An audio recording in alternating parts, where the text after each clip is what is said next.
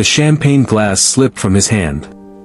Not all the way, just enough that champagne sloshed over the rim and onto his hand. But Jordan Hayes didn't notice. He couldn't notice. Because across the crowded ballroom, past the crystal chandeliers and the designer gowns and the orchestra playing soft jazz, he was watching a billionaire kiss his ex-wife. Not a polite kiss. Not a greeting. A real kiss, the kind that said this woman is mine, the kind that made the entire room turn and whisper. And standing beside Jordan, gripping his arm with perfectly manicured nails, was his new wife. The woman he'd chosen instead. The woman he'd thought was the upgrade. She was watching too. And in that moment, Jordan Hayes realized that the biggest mistake of his life wasn't something he could take back. It was something he'd have to watch unfold in front of everyone who mattered. If you've ever made a choice you couldn't undo, if you've ever watched someone you underestimated rise higher than you ever imagined, if you've ever realized too late that you threw away something irreplaceable, then you need to hear this story. Because this isn't just about a man who left his wife. It's about a man who left his wife because she was black, because she didn't fit the image he wanted, because he thought he could do better. And this is about what happened 3 years later, when he walked into the most important event of his career with his new wife and came face to face with the woman he dismissed, standing beside a billionaire who saw everything he'd been too blind to see. Before we start, do me a favor. Hit that like button right now and subscribe if you haven't already, because this story is going to take you places you don't expect. Drop a comment and let me know where you're watching from. I want to know who's here for this journey. Now, let's dive in. Jordan Hayes had always been a man with a plan.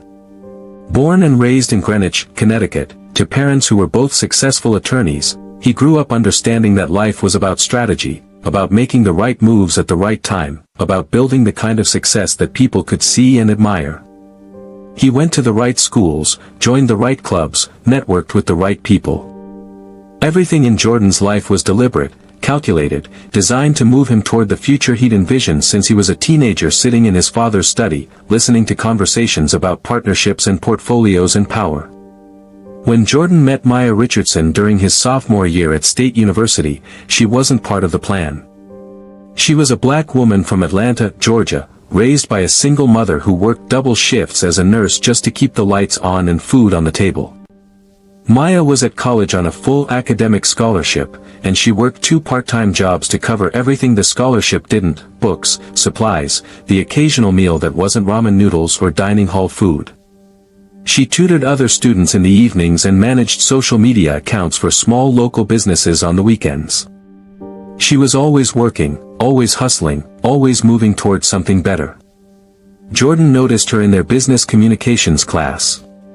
She sat 3 rows ahead of him, and he remembered the first time she raised her hand to answer a question. The professor had asked about ethical marketing practices, and while other students gave textbook answers, Maya talked about her mother's experience being targeted by predatory lenders, about how marketing could be a tool for exploitation or empowerment depending on who wielded it. Her answer was personal, passionate, and brilliant. Jordan was hooked. He started sitting closer to her in class, then engineered a study group that included both of them. Maya was different from the girls Jordan had grown up around. She didn't have the polish that came from boarding schools and European summers. She didn't drop names or talk about family connections. But she had something else, a warmth, an authenticity, a way of making you feel like you were the only person in the room when she talked to you. She laughed easily, loved deeply, and worked harder than anyone Jordan had ever met. They started dating 3 months after they met, and for the first time in his carefully planned life, Jordan wasn't thinking about strategy. He was just happy. For 6 years, Maya was his constant. She was there when he stressed about exams, when he bombed an interview he'd been sure he'd ace, when he got rejected from his top-choice MBA program. She talked him through his anxiety, reminded him of his strengths, helped him see possibilities when all he could see were closed doors. When Jordan finally landed an analyst position at Whitmore & Associates, one of the most prestigious investment firms in Manhattan, Maya screamed so loud on the phone that Jordan had to hold it away from his ear.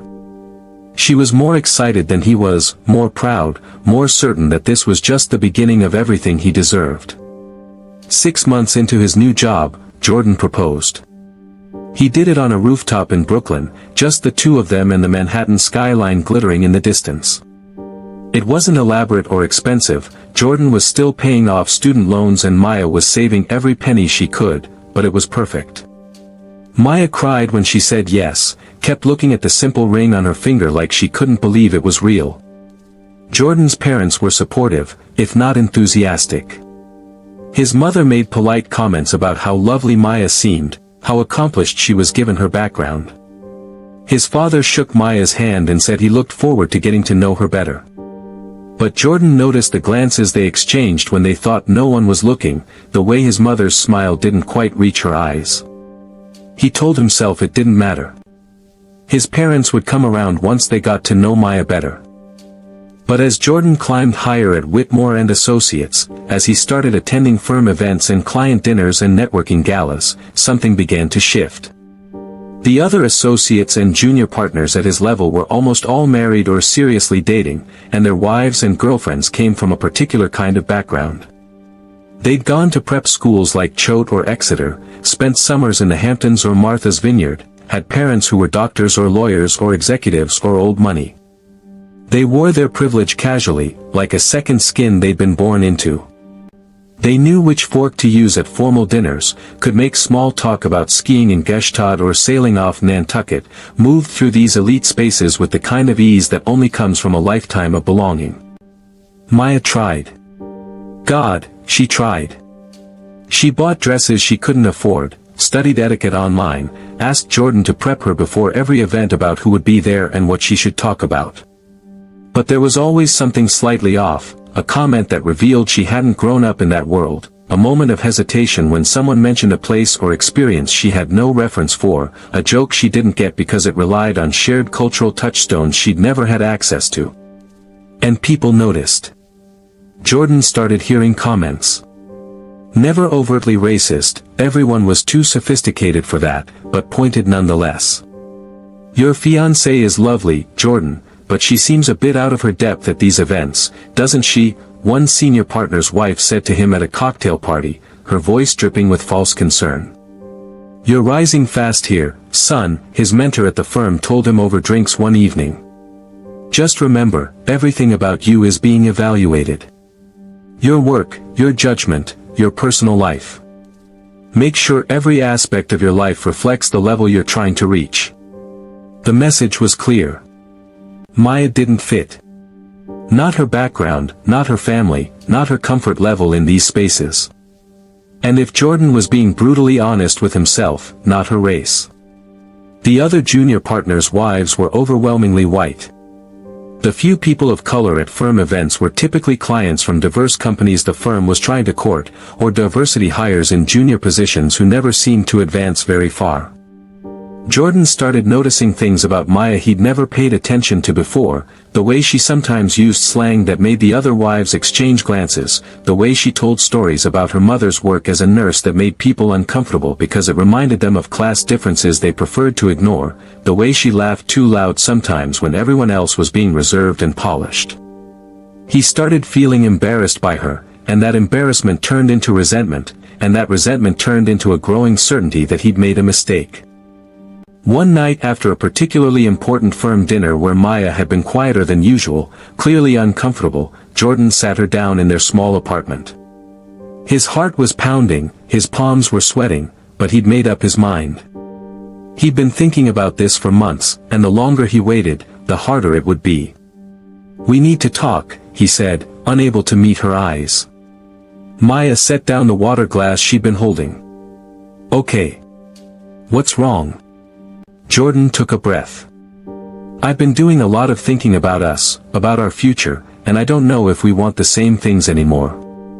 Maya stared at him, confusion and concern flickering across her face. What do you mean?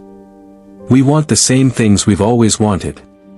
A good life, a family eventually, building something together.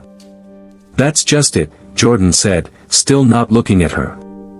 I'm building something different now than what I imagined when we met.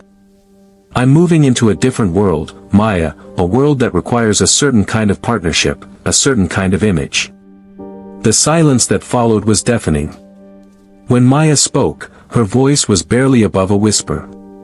What are you really saying, Jordan?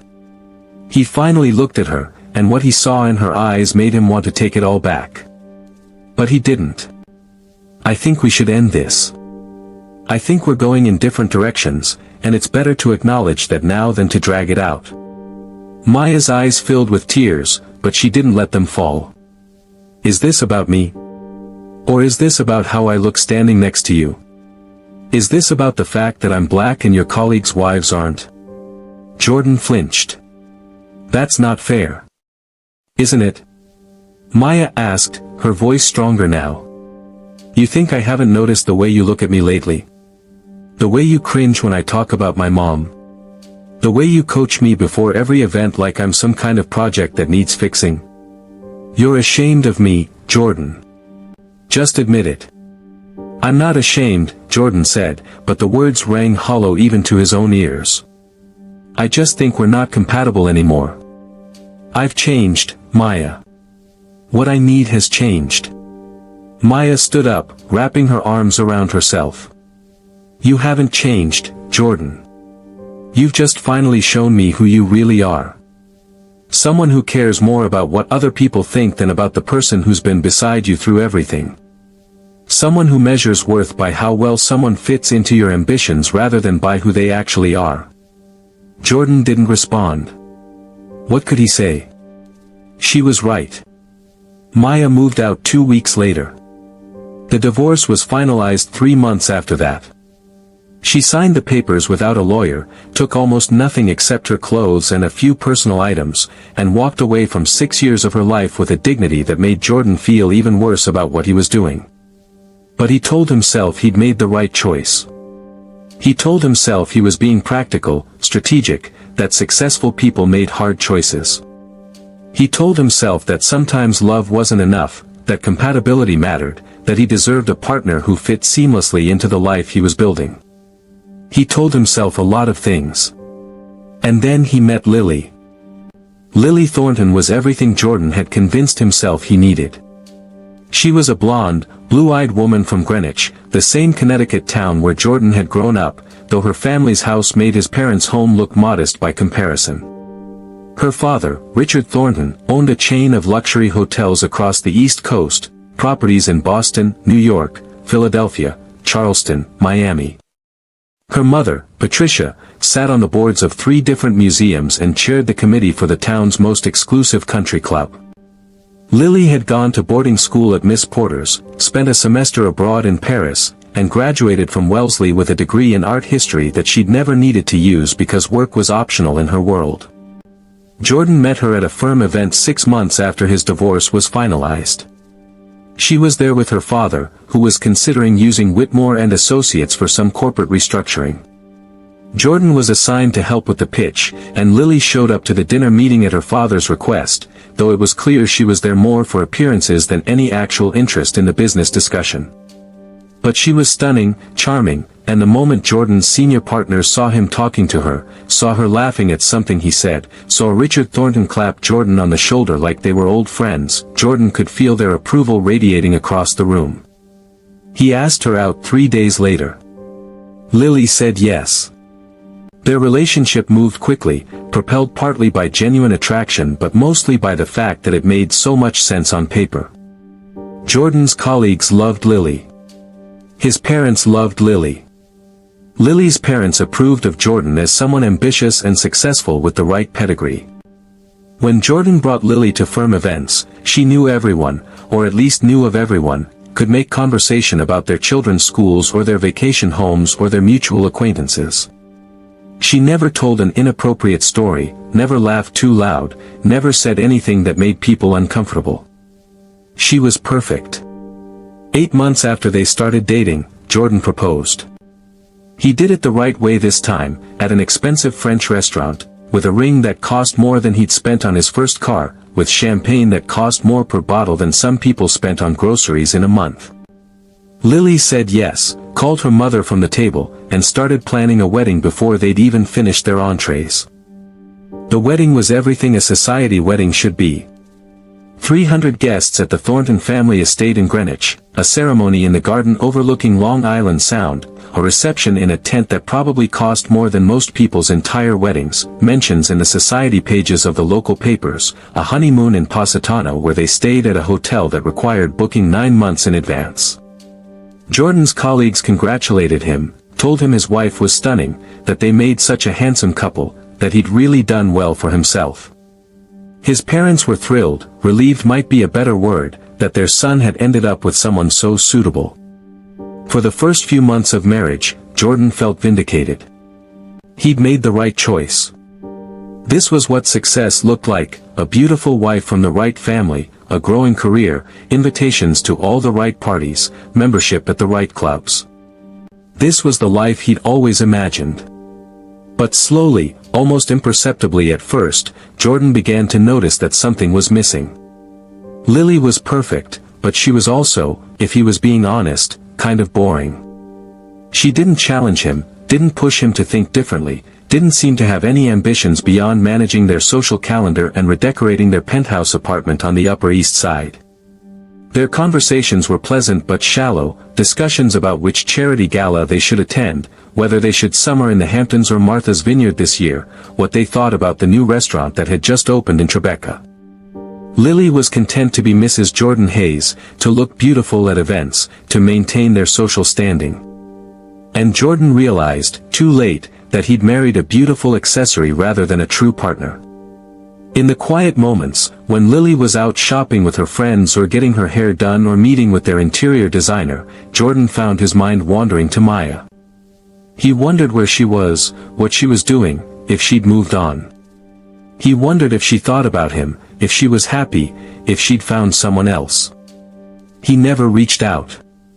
What would be the point? He'd made his choice, and there was no going back. Besides, he told himself, Maya was probably fine. She was smart, capable, resilient. She'd probably found some decent guy, settled into some quiet life. She was probably better off without him. Jordan had no idea how wrong he was. Meanwhile, Maya's life had taken a completely different trajectory than Jordan imagined. The divorce had devastated her in ways she'd never experienced before. It wasn't just the end of a relationship, it was the shattering of her belief that love and loyalty mattered, that if you stood by someone and supported them and believed in them, they'd do the same for you. She'd given 6 years to supporting Jordan's dreams, had rearranged her own ambitions and goals around his career, had tried to mold herself into something she wasn't just to make him happy. And he'd discarded her the moment she became inconvenient to his image. For the first month after Jordan left, Maya barely functioned. She called in sick to her job at a small nonprofit where she'd been working as a marketing coordinator. She stopped answering calls from friends. She lived in sweatpants and ate cereal for dinner because cooking for one person felt pointless. Her apartment felt too empty, too quiet, too full of memories of planning a future that would never happen. Her mother, Patricia Richardson, flew up from Atlanta when Maya stopped answering her calls.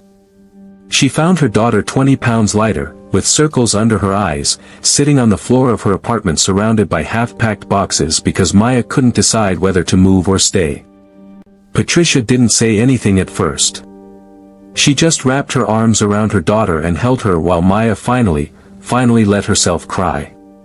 "Baby," Patricia said when Maya's sobs had subsided to hiccups, "I know this hurts. I know it feels like the end of the world right now. But I need you to hear me. That man leaving you is not a reflection of your worth. It's a reflection of his character. And you are going to survive this. You hear me? You're going to survive this, and you're going to come out stronger." Maya wanted to believe her, but she didn't. Not then. Patricia stayed for a month. She cooked Maya's favorite meals, sat with her through the worst nights, gently pushed her to shower and get dressed and leave the apartment even if it was just to walk around the block. And slowly, painfully, Maya began to come back to herself. Not the same self she'd been before, that version of Maya was gone, but a different version. A harder version. A version that had learned that the only person you could truly rely on was yourself. 3 months after the divorce was finalized, Maya quit her nonprofit job. It had been fine, safe, the kind of position where she could make a modest living and feel like she was doing some good in the world. But it wasn't enough anymore. She'd spent so many years supporting someone else's ambitions that she'd forgotten she had her own. She'd always been good at marketing, at understanding what made people trust a brand, what made a message resonate. In college, before she'd become so focused on supporting Jordan, she dreamed about starting her own consulting firm, about helping small businesses grow, about proving that good marketing didn't have to be manipulative or exploitative. Maybe it was time to actually try. Maya used the small amount of money she'd saved and the modest settlement from the divorce. Jordan had insisted on giving her something even though they hadn't been married long enough to have many shared assets, to rent a desk at a co-working space in Brooklyn. She designed a simple website, printed business cards, and started reaching out to every contact she had. Most people didn't respond. Some politely declined. A few were openly skeptical that a woman with no established track record could help their business. But Maya kept going. She offered free consultations, worked for reduced rates, stayed up until 2 in the morning creating pitch decks and marketing strategies and brand guidelines. She targeted a specific niche, minority-owned businesses, particularly those founded by women of color, companies that were being overlooked by traditional marketing agencies and consultants. She understood these founders in a way that outsiders couldn't. She understood what it was like to be dismissed, to be told you didn't belong, to have to work twice as hard for half the recognition. Her first real client was a tech startup called New Vision, founded by 2 black women who were developing an app to connect underrepresented students with scholarship opportunities. They had a brilliant product but no idea how to market it, and every agency they'd approached had either ignored them or quoted prices they couldn't afford. Maya took them on for a fraction of her usual rate. She helped them refine their messaging, develop their brand identity, create a pitch deck that told their story in a compelling way. 3 months later, New Vision presented to a venture capital firm that specialized in education technology. They were asking for $500,000. They walked out with a $3 million seed round. Word spread quickly after that. Suddenly Maya's phone was ringing. Emails were pouring in. Founders who'd been told no by everyone else were reaching out to this woman in Brooklyn who seemed to actually understand their vision, who could help them articulate it in ways that made investors pay attention. Within a year, Maya had hired her first employee. Within 18 months, she'd moved out of the co-working space and into a small office in Manhattan. Within 2 years, Richardson & Co. had 8 employees and was representing 15 clients. The work was grueling. Maya regularly pulled 16-hour days, sometimes sleeping on the couch in her office because going home and coming back felt like a waste of time. But she loved it in a way she'd never loved anything before. This was hers. She'd built it from nothing, proven everyone wrong who doubted her, created something that mattered. And then, 3 years after she'd started her company, Maya received an email that would change everything. It was from Elias Monroe's office. Elias Monroe was a name that commanded respect in business circles. The son of Haitian immigrants who'd come to Brooklyn with nothing, he'd built a multi-billion-dollar fortune through strategic investments in tech and real estate. But unlike many wealthy investors who claimed to care about diversity while investing primarily in founders who looked like them, Elias actually put his money where his mouth was. Monroe Ventures specifically sought out businesses that traditional venture capital overlooked, companies founded by women, people of color, immigrants, anyone who didn't fit the typical Silicon Valley founder profile of a white guy who dropped out of Stanford. The email was brief and professional. Mr. Monroe had heard about Richardson & Co.'s work and wanted to schedule a meeting to discuss potential collaboration. Maya almost deleted it, assuming it was spam. But she Googled Elias Monroe just to be sure, saw that he was legitimate, and decided she had nothing to lose.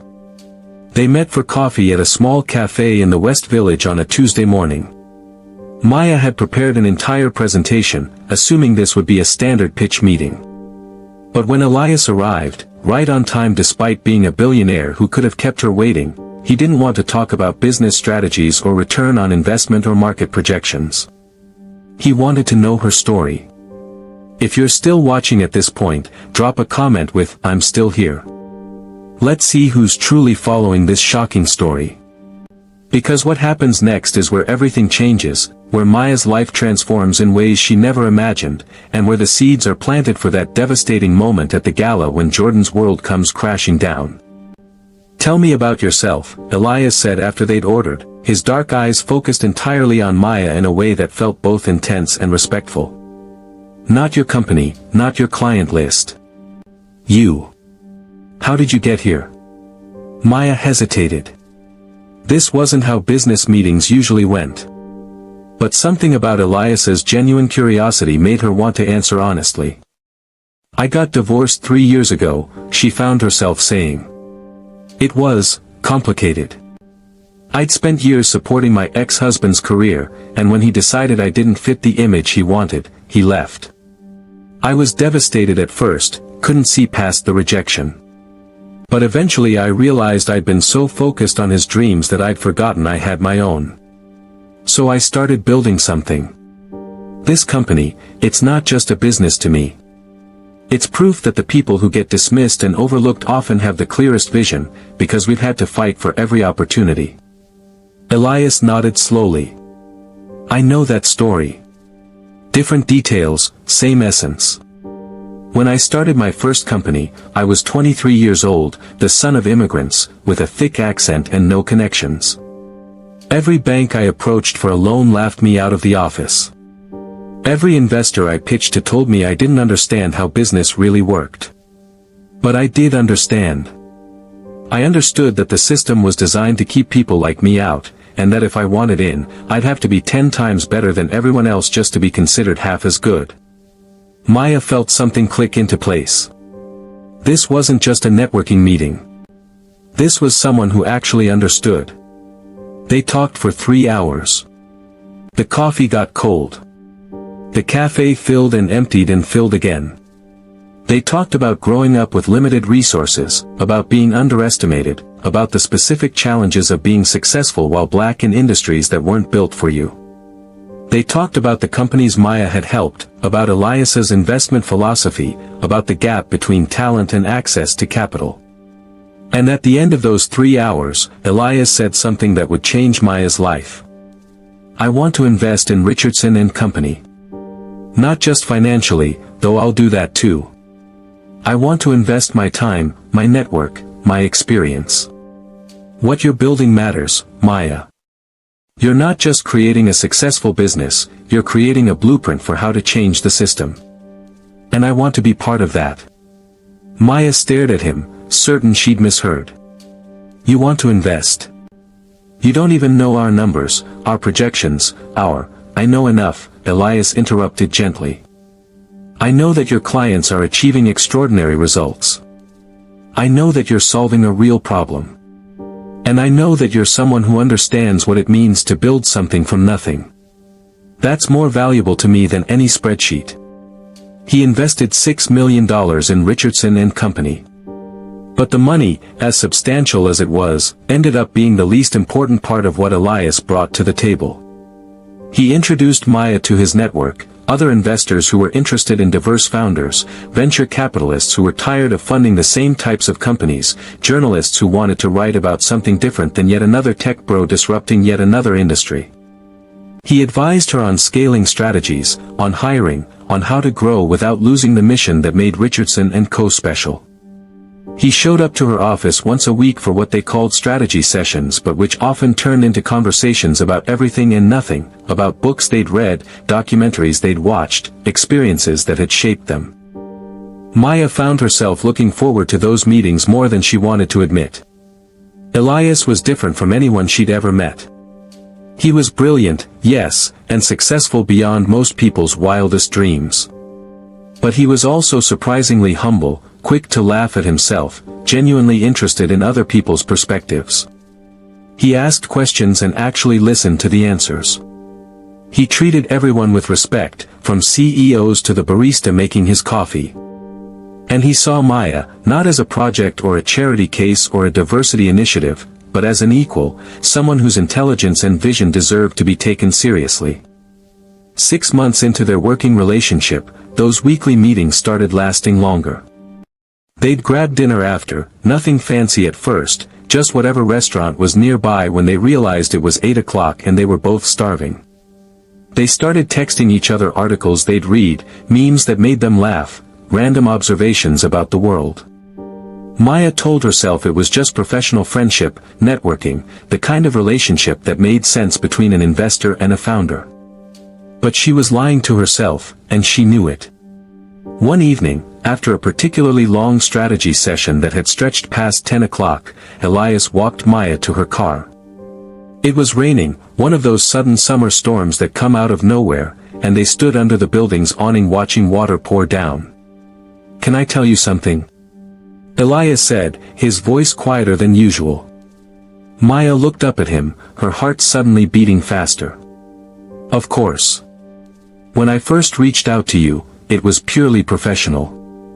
I'd heard about your work, saw the results your clients were achieving, and wanted to learn more. But over these past months, you've become important to me. Not just as a business partner. As a person. And I need you to know that, even if it complicates things." Maya felt like all the air had been sucked out of her lungs. "Elias, you don't have to say anything," he interrupted quickly. "I'm not trying to put you in an uncomfortable position. I needed you to know that the reason I show up every week isn't just about the business. It's about you." For a long moment, Maya didn't speak. And then, before she could overthink it, she said, "I look forward to Tuesdays.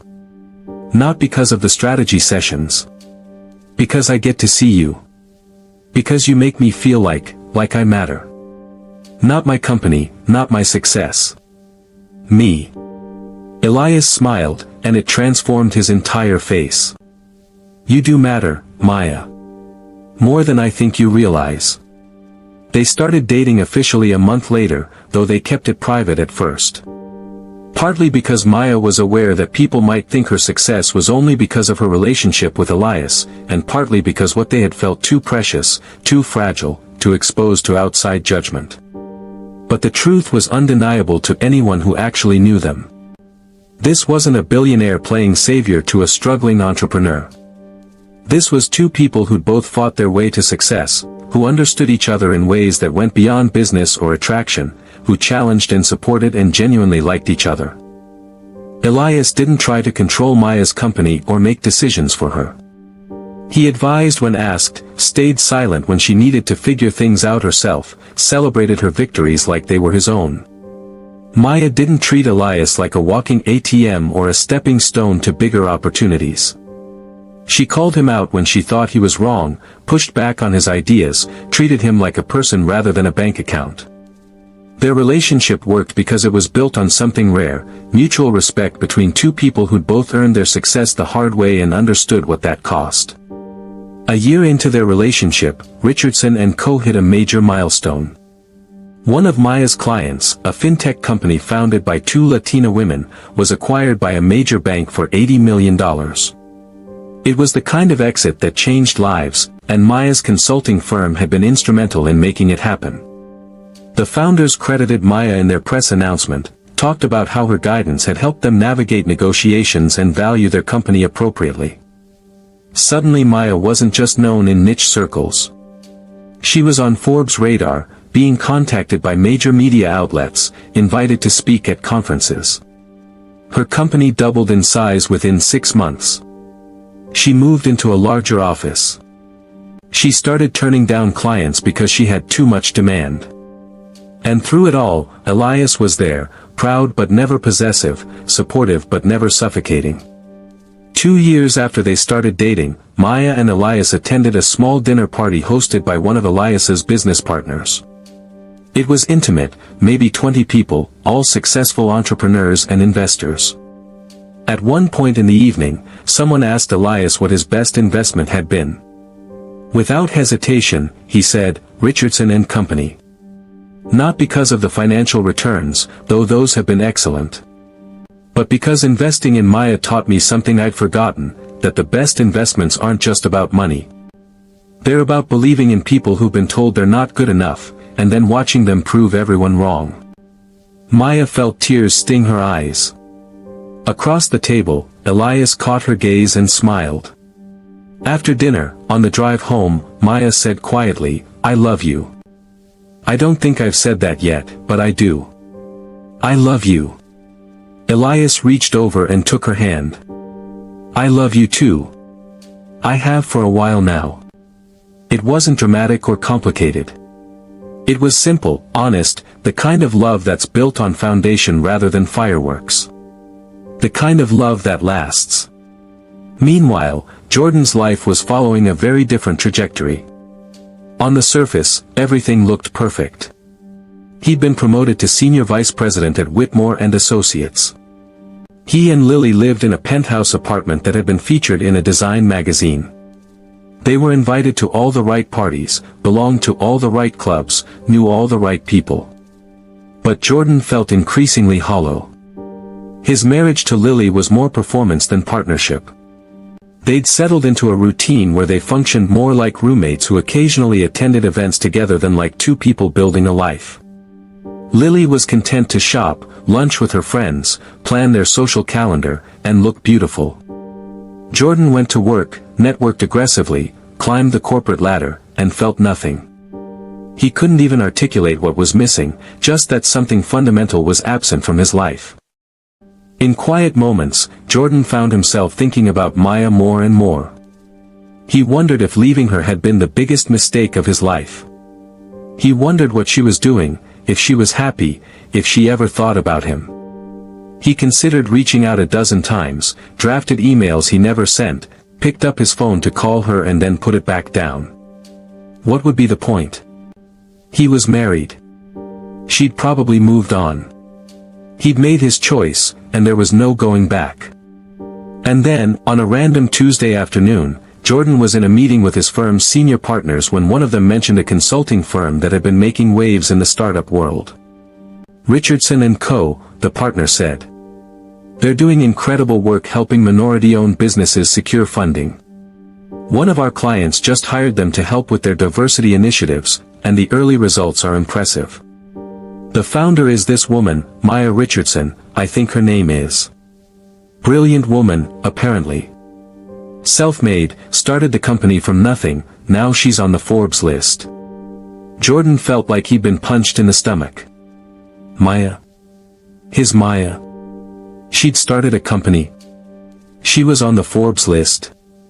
Are you okay, Jordan? His boss asked, noticing his expression. Yeah, I'm fine, Jordan managed. Just, I think I know her. Maya Richardson. We went to college together. Really? Small world. She's dating Elias Monroe, the billionaire investor. Can you imagine? Talk about hitting the jackpot. Jordan barely heard the rest of the meeting. As soon as it ended, he went back to his office, closed the door, and Googled Maya's name. Page after page of results came up, articles about her company's success, interviews where she talked about breaking down barriers in venture capital, photos of her at conferences and events. And in several of those photos, there was a man beside her, tall, distinguished, clearly Elias Monroe. They looked happy. They looked like they belonged together. Jordan felt something break inside him. The woman he'd left because he didn't think she was good enough had built an empire. The woman he'd told didn't fit into his world was now moving in circles that made his own success look modest. The woman he'd dismissed was being celebrated while he was, what? Successful, sure.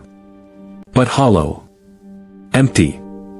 Playing a role in a life that didn't actually fulfill him. That evening, Jordan went home to his perfect penthouse and his perfect wife and felt more alone than he'd ever felt in his life. He poured himself a drink, stood by the window looking out at the Manhattan skyline, and wondered how he'd gotten so lost. 3 weeks later, an invitation arrived at Jordan's office.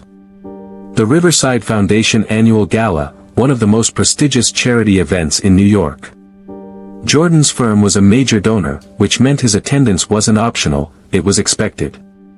He showed the invitation to Lily that evening over dinner. "This could be important," he told her. "All the major players will be there, CEOs, investors, the people we need to know. We should go." Lily glanced at the invitation, then back to her phone where she was scrolling through Instagram. "Sure. I'll need a new dress. This is black tie, right?" "It's always black tie," Jordan said. "I'll make an appointment at Bergdorf's," Lily said absently. Jordan had no idea that this decision, this casual agreement to attend a charity gala, would be the moment when everything he thought he knew about his life would come crashing down. The night of the gala, Jordan stood in front of the full-length mirror in his bedroom, adjusting his bow tie for what felt like the 100th time. He couldn't get it quite right, kept having to redo it, his fingers fumbling with the silk. "You're nervous," Lily observed from where she sat at her vanity, applying the finishing touches to her makeup.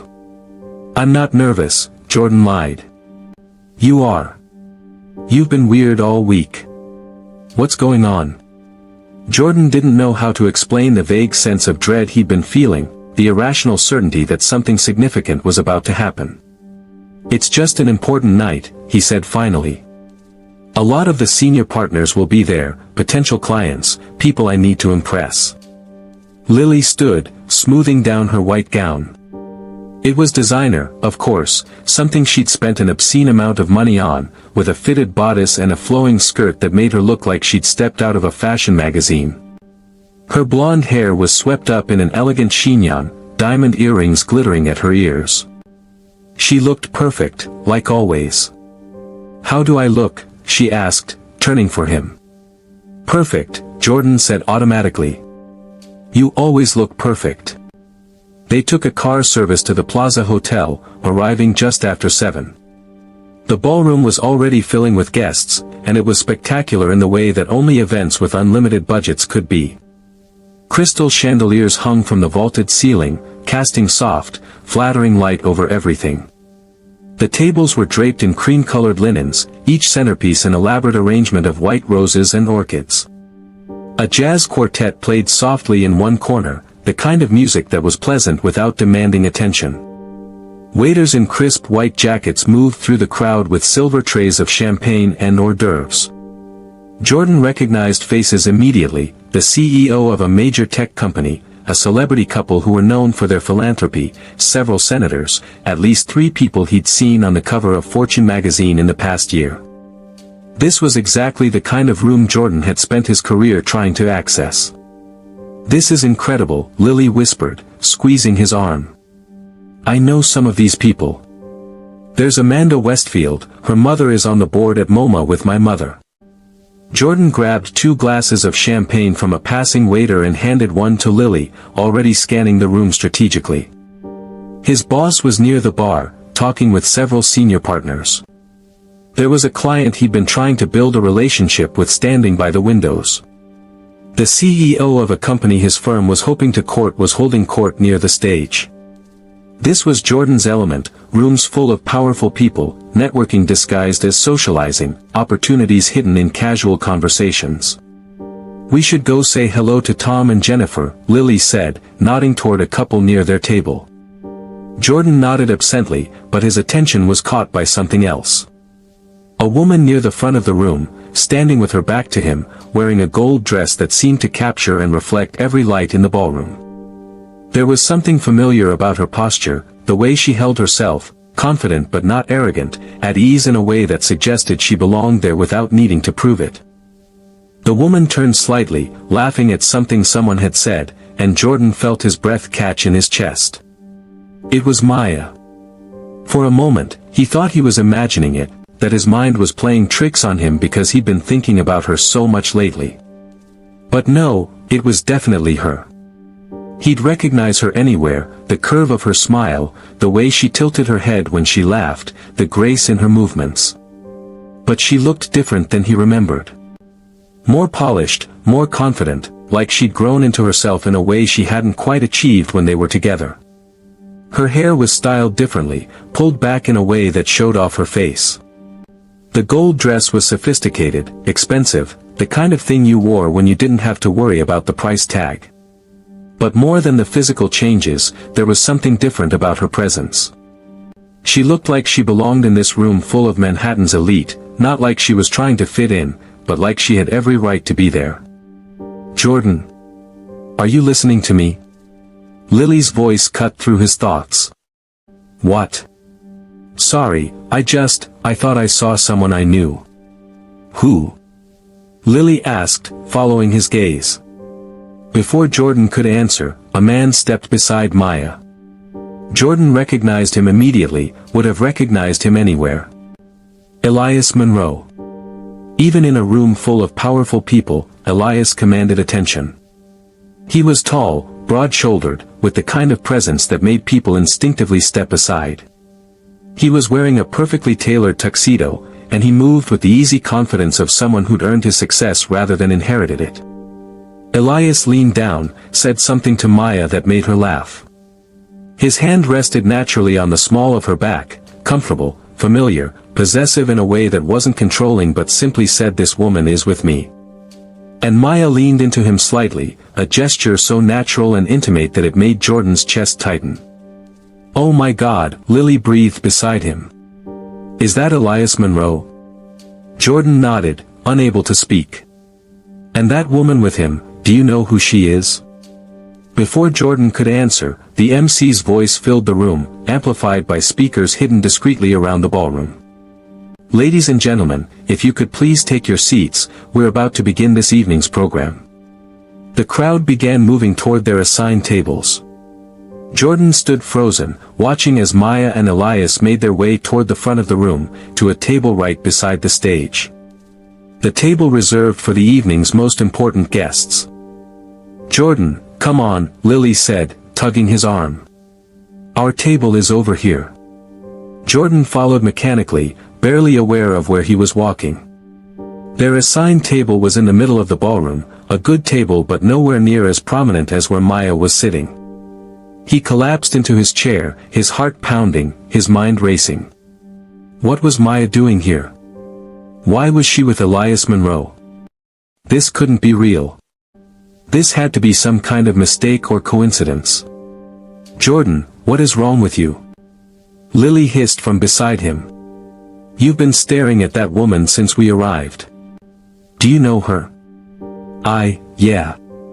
I know her," Jordan managed. "How?" Jordan swallowed hard. "She's my ex-wife." Lily's eyes widened. "That's her. That's Maya. The woman you left to be with me." Jordan nodded, unable to take his eyes off the front of the room where Maya was now seated, laughing at something Elias was saying, looking more beautiful and confident than he'd ever seen her. "And she's here with Elias Monroe," Lily said slowly, processing. "One of the richest men in America. Your ex-wife, the woman you divorced because she wasn't good enough for your fancy career, is dating a billionaire." "Lily, please, this is unbelievable," Lily muttered, but Jordan wasn't listening anymore. At his own table, Jordan's boss leaned over with a smile. "Jordan, you're in for a real treat tonight. Elias Monroe is giving the keynote speech. That man's investment philosophy is revolutionary. And word is he's bringing his girlfriend on stage with him. She's supposedly built this incredible consulting firm." Jordan felt sick. He nodded, trying to look interested, but all he could focus on was Maya. The MC stepped up to the microphone, tapping it to get everyone's attention. "Good evening, everyone, and thank you for joining us for the Riverside Foundation's annual gala. Tonight, we're raising funds to support minority-owned businesses across the country, providing grants, mentorship, and resources to entrepreneurs who have historically been denied access to capital and opportunity." Polite applause rippled through the room. Jordan clapped mechanically, his hands moving on autopilot. "We have an incredible evening planned for you, but first, I want to introduce tonight's keynote speaker. He's a man who needs no introduction, a self-made billionaire who has dedicated his career to investing in overlooked talent and underrepresented communities. He's the founder and CEO of Monroe Ventures, and his portfolio companies have created tens of thousands of jobs and generated billions in economic value. Please join me in welcoming Elias Monroe. The room erupted in enthusiastic applause. Elias stood, buttoning his jacket, and began making his way to the stage. He moved with quiet confidence, nodding acknowledgement to the applause. But then, before he stepped up to the podium, he did something that made Jordan's stomach drop to his feet. Elias turned back to his table, extended his hand to Maya, and helped her stand. Maya rose gracefully, smoothing down her gold dress, and took Elias's hand. Together, they walked to the stage. The MC continued, voice warm with admiration. And joining Mr. Monroe tonight is Maya Richardson, the founder and CEO of Richardson & Co., one of the fastest-growing consulting firms in the country. In just 3 years, Maya has helped dozens of minority-owned businesses secure over $400 million in venture capital funding.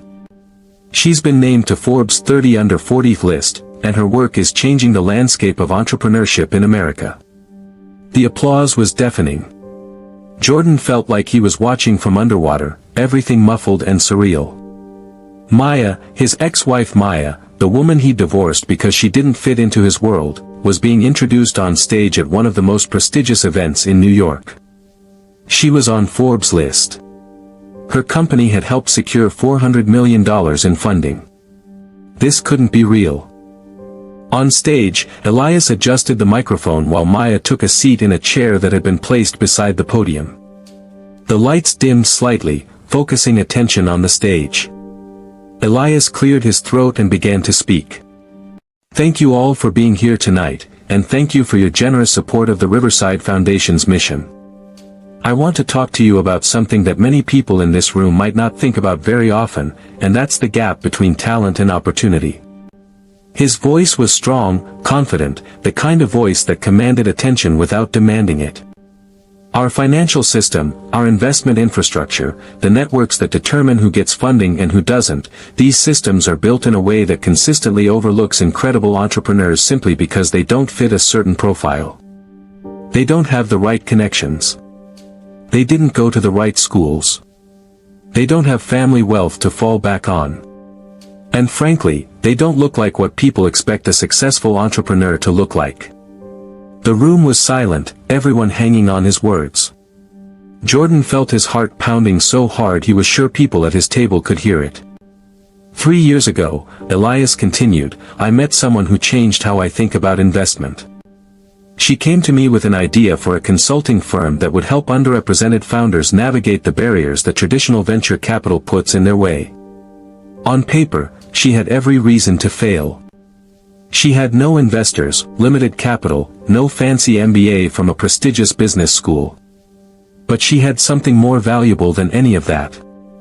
She had vision, lived experience, and the kind of resilience that only comes from being underestimated your entire life. Elias turned slightly toward Maya, and his expression softened in a way that was visible even from Jordan's table in the middle of the ballroom. Maya Richardson didn't just build a business. She built a blueprint for how to change a broken system.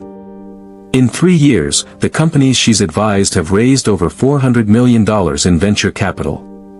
They've created thousands of jobs. They've disrupted industries. They've proven that the people who get overlooked are often the ones with the clearest vision for the future, because they've had to see possibilities that others couldn't imagine. The applause was building, but Elias raised a hand gently to continue. Before I invested a single dollar in Maya's company, I invested in something more important. Her integrity. Her vision. Her refusal to accept the limitations that others tried to place on her. And in return, she's taught me something I thought I already knew but actually didn't, that the best investments aren't just financial. They're human. They're about believing in people when everyone else has counted them out. They're about recognizing that someone's worth isn't determined by their pedigree or their connections, but by their character and their determination. Elias turned fully toward Maya now, and the entire room seemed to hold its breath. Jordan felt like he couldn't breathe. On stage, Elias adjusted the microphone while Maya took a seat in a chair that had been placed beside the podium. The lights dimmed slightly, focusing attention on the stage. Elias cleared his throat and began to speak. "Thank you all for being here tonight, and thank you for your generous support of the Riverside Foundation's mission. I want to talk to you about something that many people in this room might not think about very often, and that's the gap between talent and opportunity." His voice was strong, confident, the kind of voice that commanded attention without demanding it. Our financial system, our investment infrastructure, the networks that determine who gets funding and who doesn't, these systems are built in a way that consistently overlooks incredible entrepreneurs simply because they don't fit a certain profile. They don't have the right connections. They didn't go to the right schools. They don't have family wealth to fall back on. And frankly, they don't look like what people expect a successful entrepreneur to look like. The room was silent, everyone hanging on his words. Jordan felt his heart pounding so hard he was sure people at his table could hear it. 3 years ago, Elias continued, I met someone who changed how I think about investment. She came to me with an idea for a consulting firm that would help underrepresented founders navigate the barriers that traditional venture capital puts in their way. On paper, she had every reason to fail. She had no investors, limited capital, no fancy MBA from a prestigious business school. But she had something more valuable than any of that. She had vision, lived experience, and the kind of resilience that only comes from being underestimated your entire life. Elias turned slightly toward Maya, and his expression softened in a way that was visible even from Jordan's table in the middle of the ballroom. Maya Richardson didn't just build a business.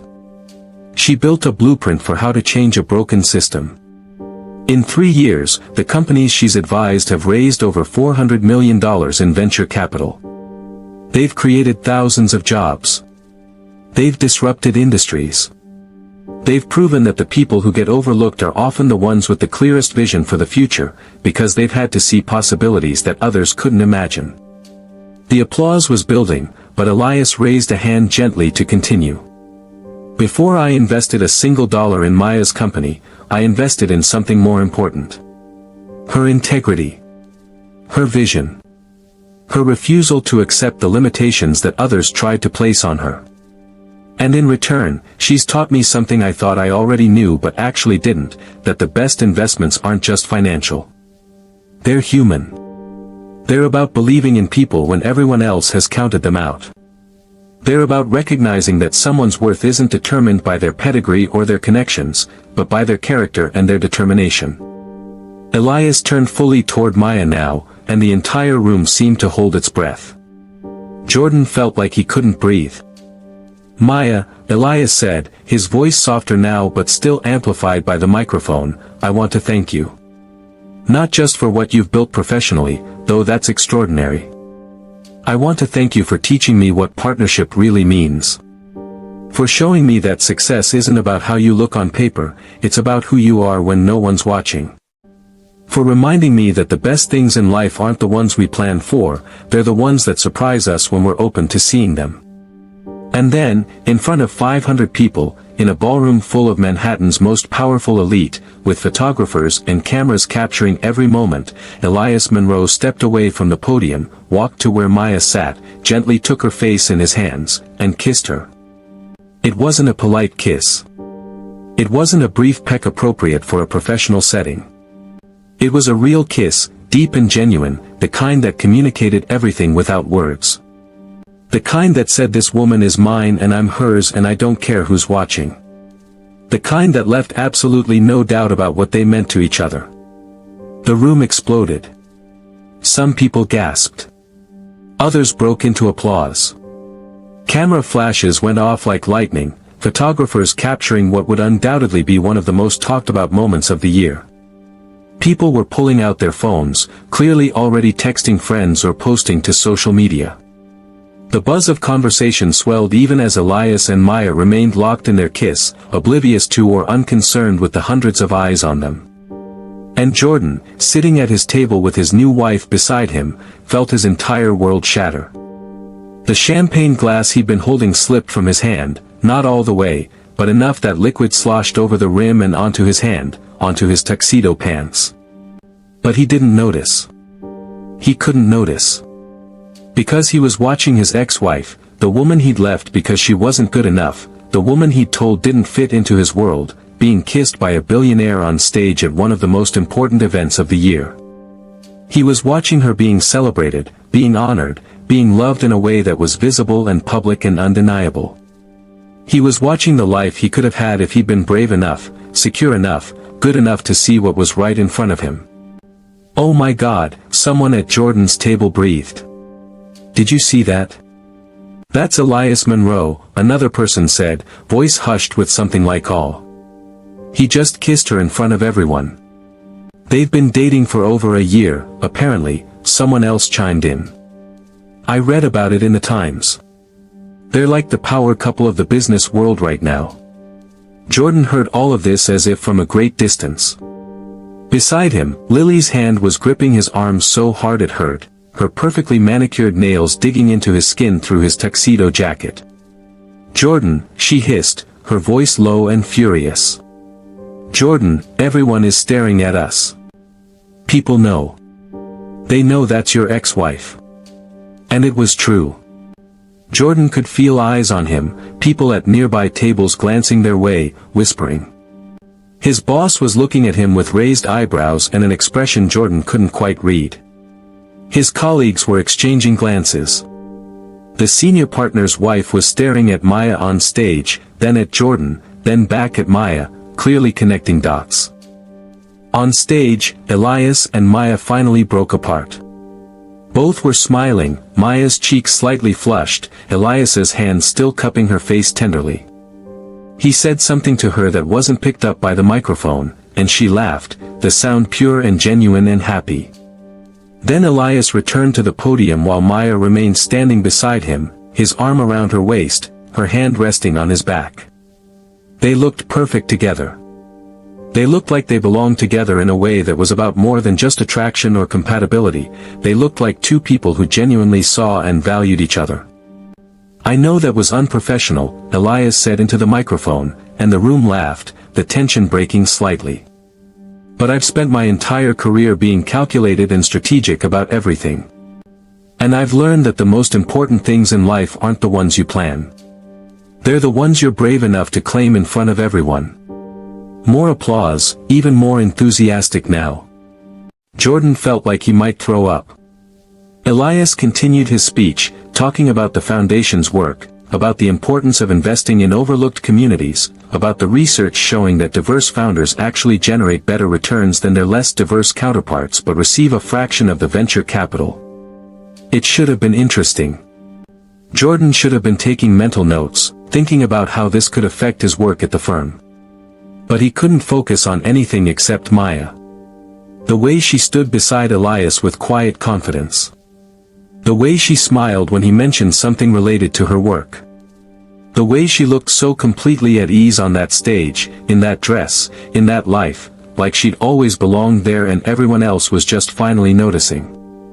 The speech finally ended. More thunderous applause. Elias and Maya left the stage together, his hand on the small of her back, moving back toward their table at the front of the room.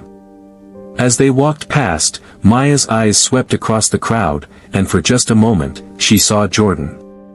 Their eyes met. Jordan felt like he'd been struck by lightning. Maya's expression didn't change, didn't show surprise or anger or satisfaction. She just looked at him for one long moment, and then she looked away, returning her attention to Elias, who was pulling out her chair for her. That moment of eye contact, so brief and yet so loaded, told Jordan everything he needed to know. She knew he was there. And she didn't care. "I need to leave," Lily said suddenly, her voice tight. "Lily, we can't leave in the middle of, I don't care," she interrupted, her voice rising slightly. "This is humiliating, Jordan. Everyone knows that's your ex-wife. Everyone just watched her get kissed by a billionaire on stage. And they're all looking at us, wondering what the hell you were thinking when you left her." "Keep your voice down," Jordan hissed, acutely aware of the people around them. "No," Lily said, standing up. "I'm done. You can stay if you want, but I'm leaving." She grabbed her clutch and walked away from the table, heels clicking on the marble floor. Jordan watched her go, torn between following her and staying, and ultimately doing neither, just sitting there frozen while his wife walked out. "Everything all right, Jordan?" his boss asked from across the table, concern and curiosity mixing in his expression. "Fine," Jordan managed. "She's just not feeling well." But no one at the table looked convinced. For the rest of the evening, Jordan sat through dinner like he was on autopilot. Food was served, and he pushed it around his plate without tasting it. Conversations happened around him, and he nodded and made appropriate sounds without actually hearing what was being said. All he could focus on was Maya, sitting at that front table, laughing with Elias and the other important guests, looking happier than he'd ever seen her. Looking like she'd found exactly where she was supposed to be. After dinner, there was dancing, more networking, the usual gala activities. Jordan stood near the bar, nursing a drink he didn't want, trying to blend into the background and avoid the curious looks he kept catching from colleagues and acquaintances. And then he heard her voice. "Jordan." He turned. Maya was standing a few feet away, alone for the moment, her gold dress shimmering under the ballroom lights. Up close, she was even more stunning, her makeup perfect, her expression calm and composed. "Maya," he managed, his throat suddenly dry. "I didn't expect to see you here." "Why would you?" she said simply, her voice neutral. "It's not like we keep in touch." He nodded, feeling stupid. For a moment, neither of them spoke. The silence stretched between them, filled with 3 years of unspoken words. "You look incredible," Jordan finally said. "Congratulations on everything. Your company, your success. I had no idea you'd accomplished so much." "Thank you," Maya said, her tone still carefully neutral, professional almost. "I saw your wife leave," she continued. "Is everything all right?" Jordan winced. She wasn't feeling well. Maya tilted her head slightly, and he could see in her eyes that she didn't believe him, but she was too polite to call him on it. "I should let you get back to your evening," Jordan said, though he desperately didn't want this conversation to end. "Before I do, I want you to know that I'm genuinely happy for you, Maya. You've built something incredible." "Yes, I have," Maya said, and there was something in her voice now, not anger exactly, but a kind of quiet strength that made Jordan realize how much she'd changed. "I did it without you, Jordan. I did it without anyone who thought I wasn't good enough." The words hung in the air between them. "Maya, you what?" she interrupted gently. "You're sorry. You made a mistake. You wish things had been different." Jordan nodded, unable to speak. Maya looked at him for a long moment, and her expression softened slightly. "I believe you. I believe you're sorry. But Jordan, your regret doesn't change anything. It doesn't undo the 3 years I spent rebuilding myself. It doesn't erase the nights I cried myself to sleep wondering what was wrong with me. It doesn't give me back the time I lost doubting my own worth because the person I loved couldn't see it." "I was wrong," Jordan said, his voice breaking. "I was so wrong, Maya. You were always enough. You were always more than enough. I was just too stupid and insecure to see it." "You're right," Maya said simply. "You were wrong. You let other people's opinions matter more than what we had. You chose image over substance. And you know what? I spent months being angry about that. Months replaying every moment, every comment, every time you made me feel like I wasn't quite good enough for your world." She paused, and Jordan could see tears glistening in her eyes, though she didn't let them fall. "But then I realized something. You didn't break me, Jordan. You freed me. You gave me the space to become the person I was always meant to be. If we'd stayed together, if you'd been secure enough to see my value, I might never have started my company. I might never have pushed myself the way I did. I might never have met Elias." At the mention of his name, Jordan flinched. "Do you love him?" he asked quietly. Maya smiled, and it was genuine, radiant. Yes. I love him more than I thought I could love anyone. And the difference between him and you is that he saw my worth from the very first moment. He didn't need me to change or fit into some image. He valued me exactly as I was, and then he supported me in becoming even more. Does he make you happy? Jordan asked, though he wasn't sure he wanted to hear the answer. Yes, Maya said simply. He makes me very happy. He challenges me, supports me, respects me. He's my partner in every sense of the word.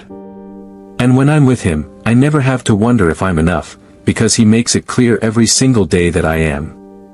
Jordan felt something break inside his chest, something fundamental and irreparable. I threw away the best thing that ever happened to me, he whispered. Yes, Maya said, not unkindly. You did. But Jordan, I didn't come over here to make you feel worse. I came over here because I needed you to know something. I forgive you. Jordan looked up, startled. You do? Yes. Not because you deserve it, though maybe you do. But because I deserve peace. I deserve to move forward without carrying anger or bitterness. I deserve to be happy without the weight of our past dragging me down. So yes, I forgive you. For the divorce, for the way you made me feel, for choosing your image over our relationship. I forgive all of it. Tears were streaming down Jordan's face now, and he didn't care who saw. Thank you, he managed. I don't deserve your forgiveness, but thank you. Maya reached out and briefly touched his arm, a gesture that was kind without being intimate. For what it's worth, I hope you find what you're looking for, Jordan. I hope you learn to see people for who they actually are instead of how they make you look. I hope you find someone who makes you want to be better, who challenges you to examine your values and your choices. And I hope, more than anything, that you learn that true success isn't about the image you project. It's about the person you are when no one's watching. She turned to leave, and Jordan felt panic rising in his chest. Maya, wait. She paused and looked back. What if I told you I made a mistake? What if I told you that I'm miserable in my marriage, that I think about you all the time, that I'd give anything to go back and make different choices? Maya looked at him with something that might have been pity.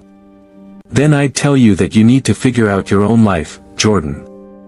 Not because of me or what we had, but because you deserve to be happy too. But that happiness can't come from me. That door closed 3 years ago, and it's not opening again. My life is with Elias now.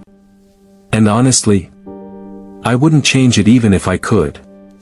I understand, Jordan said, though understanding didn't make it hurt less. Goodbye, Jordan, Maya said gently. I truly do wish you well. And with that, she walked away, back toward the front of the ballroom where Elias was waiting for her, back toward her new life, her success, her happiness.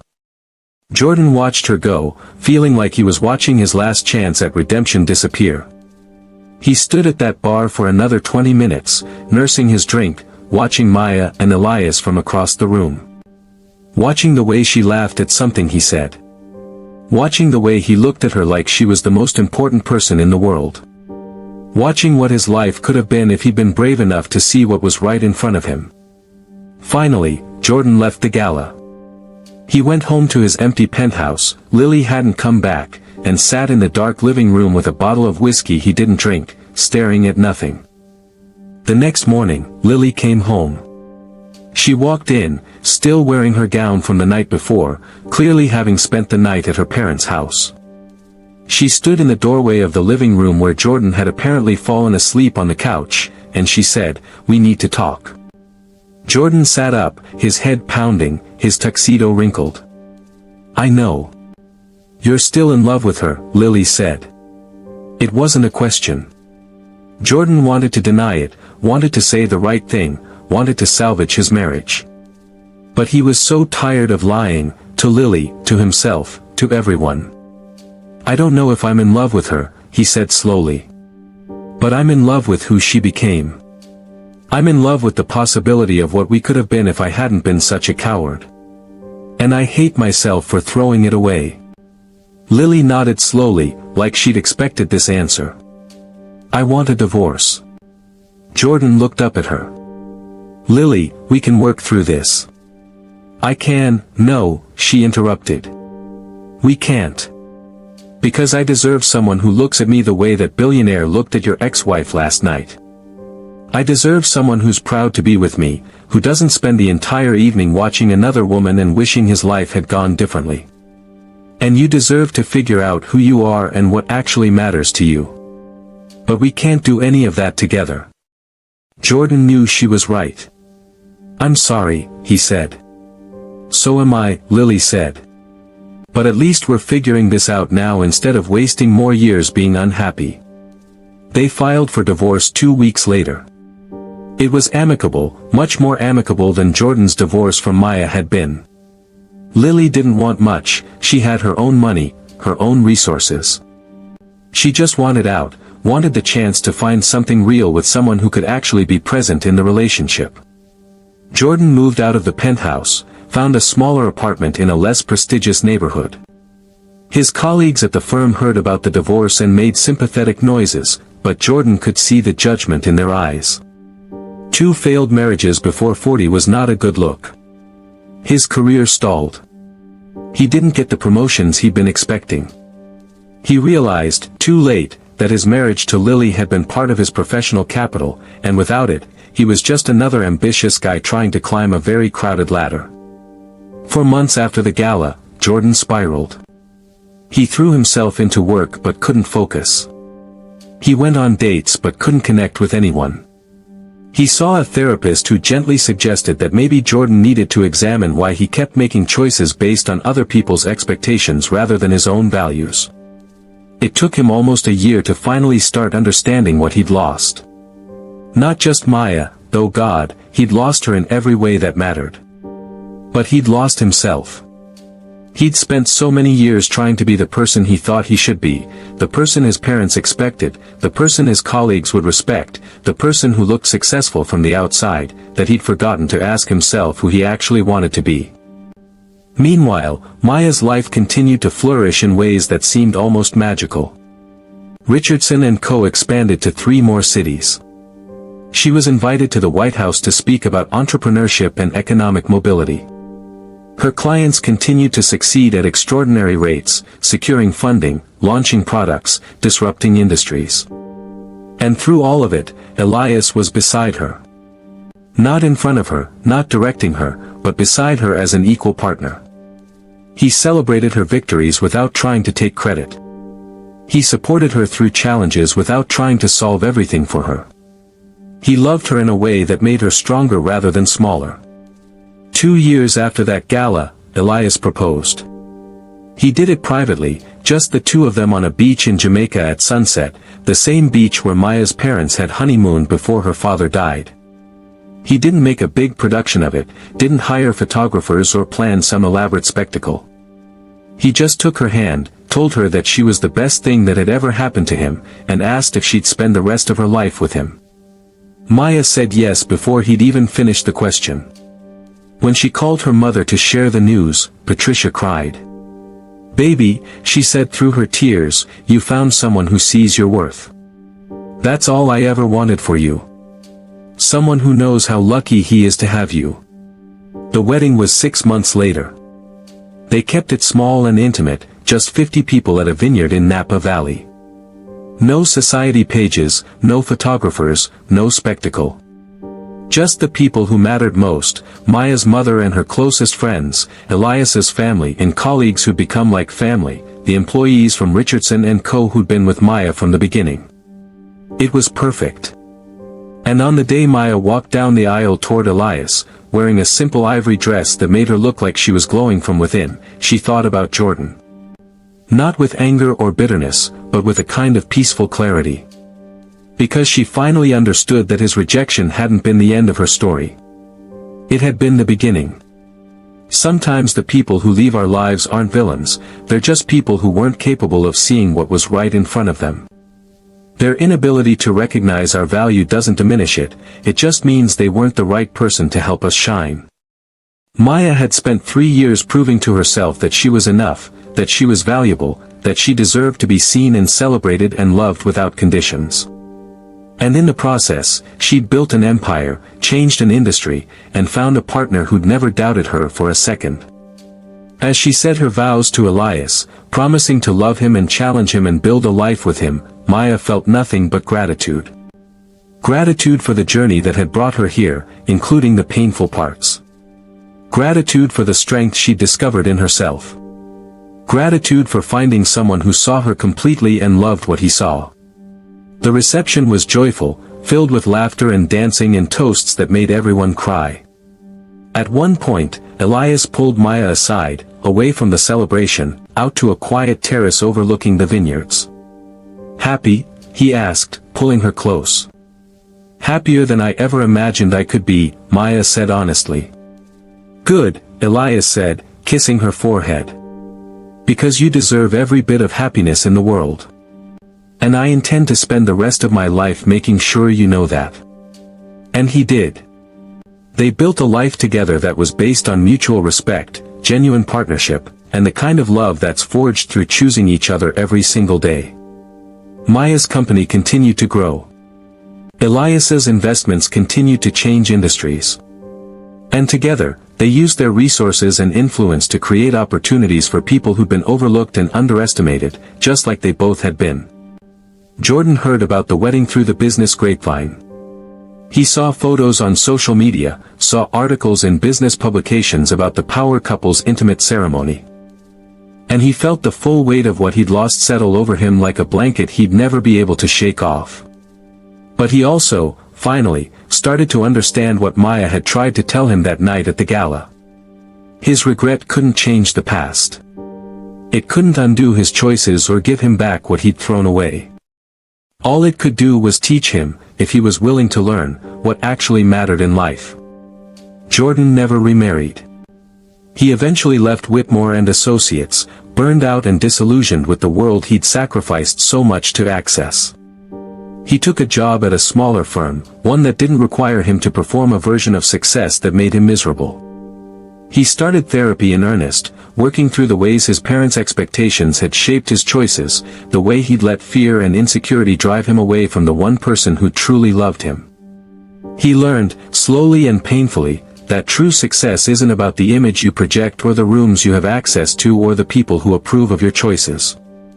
It's about being able to look at yourself in the mirror and recognize the person looking back. It's about making choices based on your own values rather than other people's expectations. It's about having the courage to see what's valuable even when the rest of the world doesn't. He learned these lessons, but he learned them too late to do anything about Maya. She was gone, happily married to someone who'd never needed to learn those lessons because he'd always understood them. And Jordan had to live with that reality every single day. 5 years after the gala, Jordan found himself at another charity event. Not as prestigious as the Riverside Foundation Gala, not filled with quite as many powerful people, but still significant.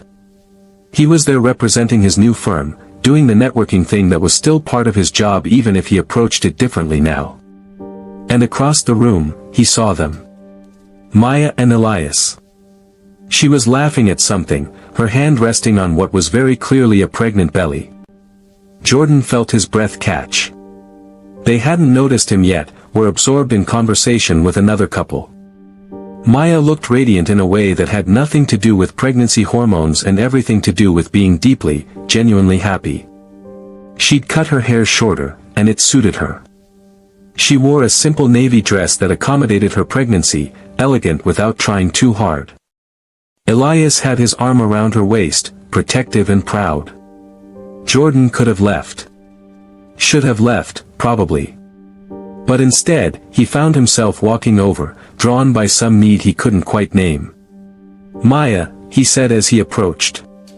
She turned, and her smile didn't dim, but it did shift into something more polite, more distant.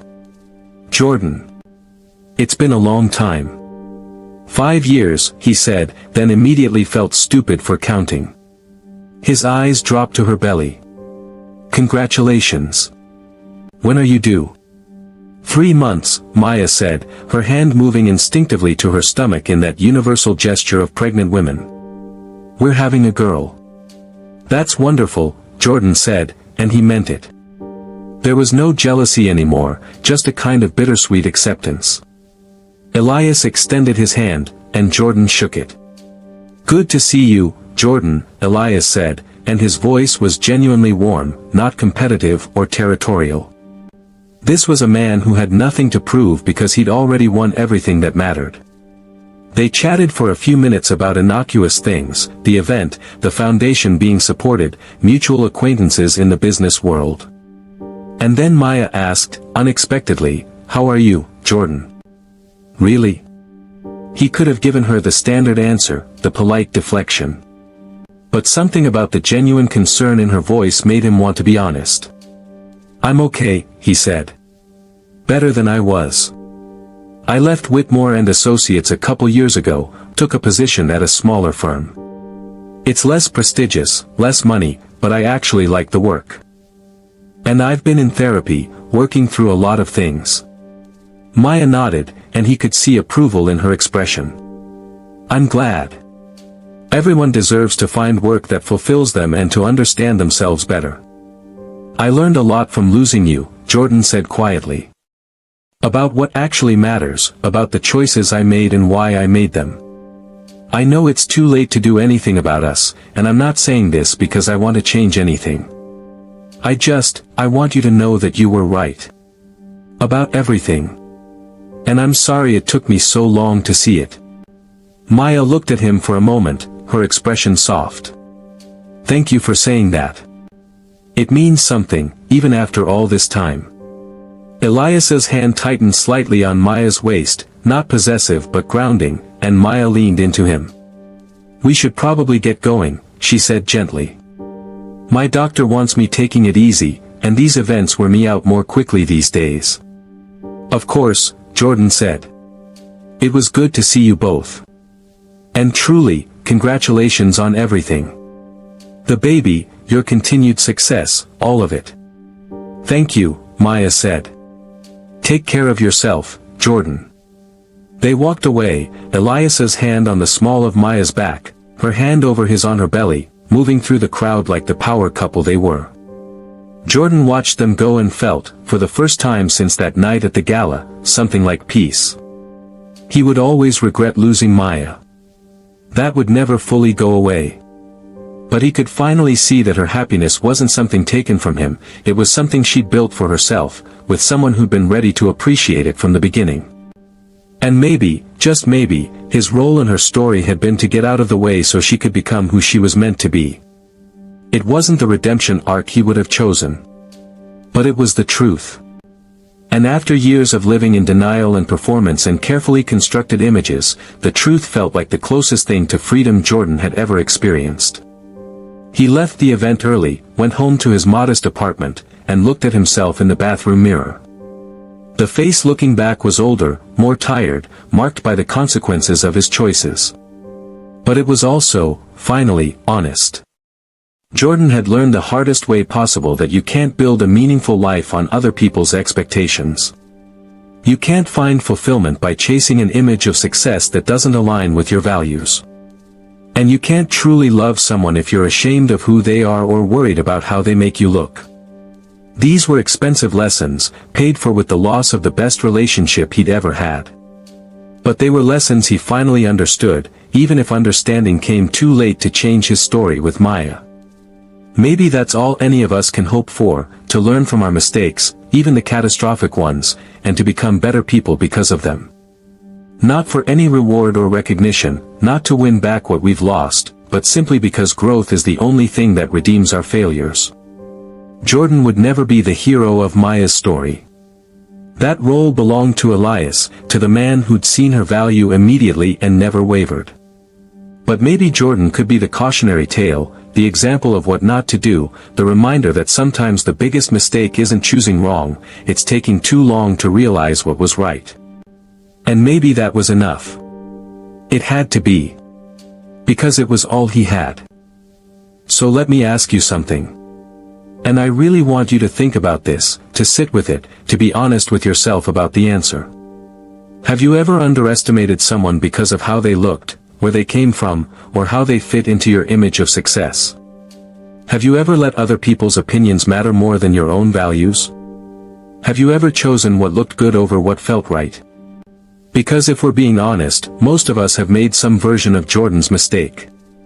Maybe not as dramatically, maybe not with the same consequences, but we've all let fear or insecurity or the desire for approval drive us away from something or someone valuable. And here's the difficult truth that this story reveals: sometimes you don't get a second chance. Sometimes the person you underestimated goes on to build an extraordinary life without you, and all you can do is watch from a distance and live with your regrets. Jordan lost Maya. Not just lost her, but lost her to someone who immediately recognized everything Jordan had been too blind to see. And he has to live with that knowledge every single day, the knowledge that his insecurity and his need for approval cost him the best thing in his life. But here's the other side of this story, the side that I think is actually more important. Maya didn't need Jordan to see her value. She didn't need his approval or his validation or his regret. She built an empire and found love and created a life that was extraordinary, not because she was trying to prove him wrong, but because she finally gave herself permission to prove herself right. Too often, we wait for the people who hurt us to realize what they lost. We wait for vindication, for them to see our worth, for them to regret their choices. But Maya's story teaches us something more powerful: your worth doesn't depend on whether the people who dismissed you eventually recognize it. Your worth exists whether anyone acknowledges it or not. And the best revenge isn't making someone regret losing you. The best revenge is building a life so fulfilling that you stop thinking about revenge altogether. Think about that moment at the gala when Jordan and Maya locked eyes across the ballroom. She didn't look at him with anger or satisfaction or triumph. She looked at him with indifference, with the calm that comes from genuinely moving on, from building something new that's so much better than what you lost that the loss stops mattering. That's the kind of revenge that actually heals you. Not the kind that's designed to hurt someone else, but the kind that comes from finding your own happiness, your own success, your own worth independent of anyone else's recognition. So here's what I want you to take from this story. If you've been underestimated, dismissed, told you're not enough, don't spend your energy trying to prove those people wrong. Spend your energy proving yourself right. Build the life you want. Develop the skills you value. Surround yourself with people who see your worth without needing it explained. And trust that the people who couldn't see your value weren't the right people to be in your life anyway. Their loss, as painful as it feels in the moment, is actually the gift that sets you free to find better. And if you're someone who's made Jordan's mistake, if you've let fear or insecurity or other people's opinions drive you away from something valuable, then learn from it. Not by trying to go back, you can't, but by changing how you move forward. By examining your values and making sure your choices actually align with them. By learning to see people for who they are rather than how they fit into your image of success. By understanding that true partnership is about mutual respect and genuine connection, not about how someone makes you look to the outside world. These lessons are hard. They're expensive. They cost Jordan everything that mattered. But they're also necessary if we want to build lives that are actually fulfilling rather than just impressive from the outside. I want to hear from you now. Drop a comment and tell me, if you were in Maya's position, standing face to face with the person who once broke your heart, what would you have said? Would you have forgiven them like Maya did? Or would you have walked away without a word? And here's the harder question: have you ever been Jordan? Have you ever let insecurity or the desire for approval drive you away from something valuable? And if so, what did you learn from it? I'm asking because these stories matter. Not just as entertainment, but as mirrors that help us examine our own choices and values. And sometimes, hearing how other people would handle these situations helps us understand how we want to handle our own. If this story resonated with you, if it made you think about your own relationships and choices, do me a favor. Hit that like button right now. Share this video with someone who needs to hear it, maybe someone who's going through a divorce or dealing with rejection or questioning their worth. And subscribe if you haven't already, because we have more stories like this coming, stories about real human experiences, about the choices that define us, about resilience and growth and the complicated reality of trying to build meaningful lives in a world that often values appearance over substance. Thank you for being here. Thank you for listening to this entire story, for sticking with it through all the complexity and pain and eventual hope. Your time is valuable, and I don't take it for granted that you spent it here with me. Remember this, the people who underestimate you today will be the ones watching you rise tomorrow. But more importantly, you don't need them to watch. You don't need their validation or their regret or their recognition.